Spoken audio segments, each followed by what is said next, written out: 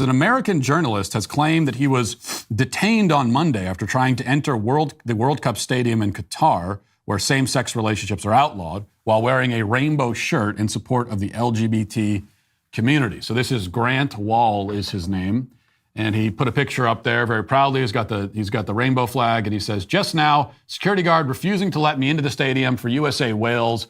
You have to change your shirt. It's not allowed," he says. He says that he was taken away and that he was detained for nearly a half hour. But then he says that they later apologized to him and let him into the country. So that's what he says happened. So we're getting this from some of these Western people that are showing up there. But you just see, it's interesting how quickly the respect all cultures stuff goes out the window, isn't it? I mean, say what you want, but this is Qatar. It's their country. It's a non-Western, non-white country. And now you've got white people, white Westerners like Grant Wahl, showing up and saying, "I don't respect your customs. I don't respect your beliefs. I'm going to do what I want in your country. I'm going to tell you how you should run your country. Your laws don't mean anything to me, because I'm the white Western guy, and I'll tell you. I will enforce. I will show up and be the arbiter of morality, the source of morality."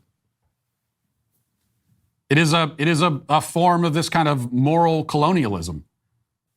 And also, I do have to say, and there have been some, Qatari citizens who have spoken out about this. Here's one, for example, says, "As a Qatari, I'm proud of what happened. I don't know when will the Westerners realize that their values aren't universal. There are other cultures with different values that should be equally respected. Let's not forget that the West is not the spokesperson for humanity." I would agree that we just are not in a position to morally lecture anyone, I'm afraid to say. We in the West are not in a position so we can put ourselves on a pedestal and say, "Oh, look at those Qataris and their disgusting laws. They have no respect for human decency." We're just not in a position to assume the moral high ground. We don't have the moral high ground. We surrendered it in this country. We did. It's very sad to say, but it's true.